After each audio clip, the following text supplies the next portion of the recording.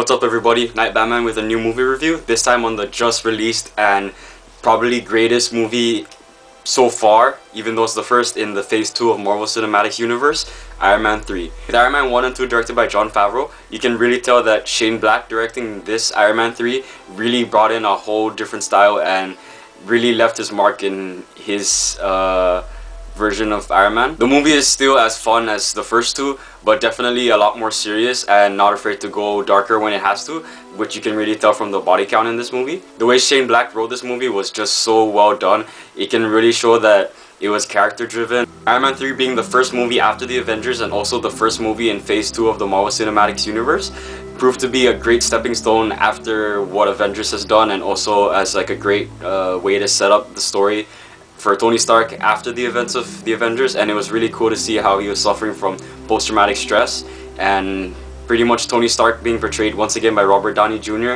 has not failed at all, and this is probably the best performance he's given out of all the movies he's played Tony Stark in. And also great props to the other actors who come back playing their respective roles. Gwyneth Paltrow coming back again as Pepper Potts, and Don Cheadle returning as Rhodey, and actually plays Iron Patriot this time, which I still didn't really get used to, because of course in the comics Iron Patriot was a suit worn by Norman Osborn, so it took a little while to actually get used to the movie having Rhodey in it. But it was cool to see that everyone else loved War Machine so much, even Rhodey himself. Even Happy Hogan, played by Jon Favreau, of course the former director of Iron Man 1 and 2, he even surprisingly enough gets more screen time in this movie and plays a somewhat bigger role. The villain in this movie, the Mandarin, played by Ben Kingsley, was very intimidating.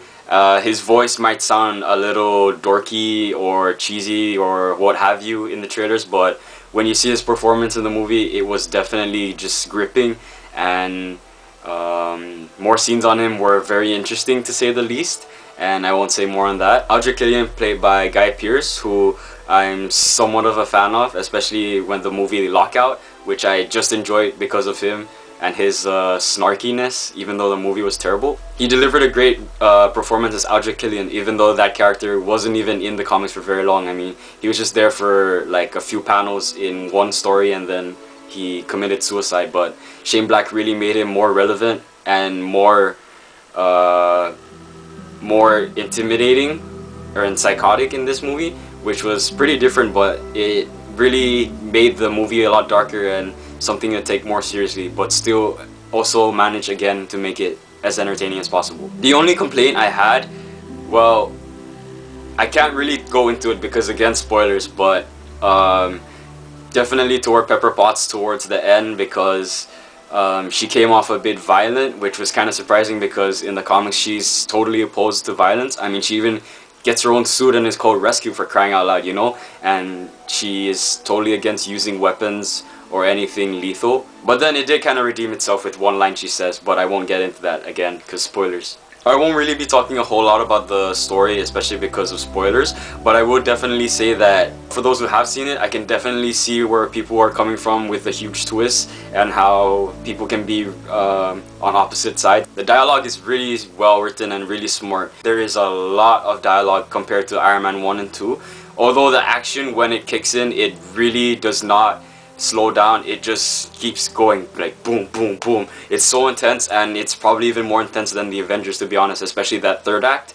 And I can't even talk as much as I want to about it because I might spoil something, but definitely when the action comes in, you will not be bored at all, especially with the attack on Tony Stark's mansion. And although there's a lot of dialogue which might feel like it's slowing the movie down, it actually doesn't, especially because it really does help the story move along, and Tony kind of grows at some points. The visual effects, I thought in some scenes were really great, and then in most they seemed a little bit like a step down. This being the third Iron Man movie solo wise, he also has a new musical composer, and that is Brian Tyler, and I thought he did a great job in the music for this movie. It was very thrilling, really added more of an epic tone to the movie itself, especially since it is a huge scale compared to the first two. When I watched this, it really felt like it was giving some kind of finality to it, like it was really wrapping up everything, and it almost seemed like Tony Stark was ending his story, and it almost wouldn't even transfer towards Avengers 2.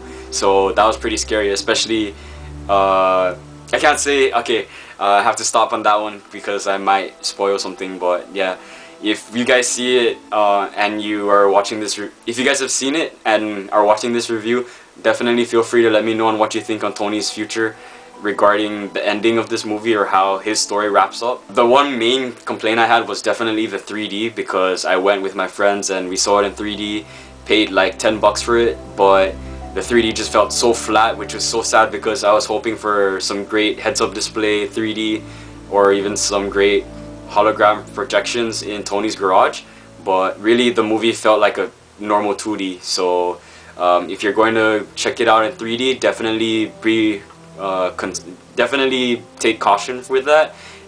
If you want to just go ahead and give it a shot, by all means go for it, but there really won't be much difference between 2D and 3D. So as an overall movie, I thought it was really great. It was entertaining, it was well written, it was so action-packed, especially in that third act. My favorite scene being the airplane rescue. And so pretty much Iron Man 3 is the greatest way to start off the summer, and it felt like a good way of being an appetizer for upcoming movies, which I'm so excited for.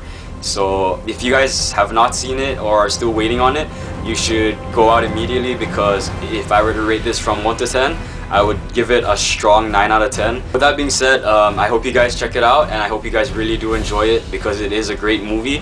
And Robert Downey Jr. again playing Tony Stark, he was just so great and delivered his greatest performance as Tony in this so far. And I really do hope we see him again in either one more future film, or if not, at least just Avengers, because it felt like a great solo Iron Man trilogy, and I don't think that they can really do anything better to top it, especially if they do a fourth one. Again, until the next review, probably Star Trek Into Darkness, really excited for that, and also Man of Steel. So I hope you guys enjoy your summer if it's already started, and definitely enjoy all the great summer movies coming out. Take it easy.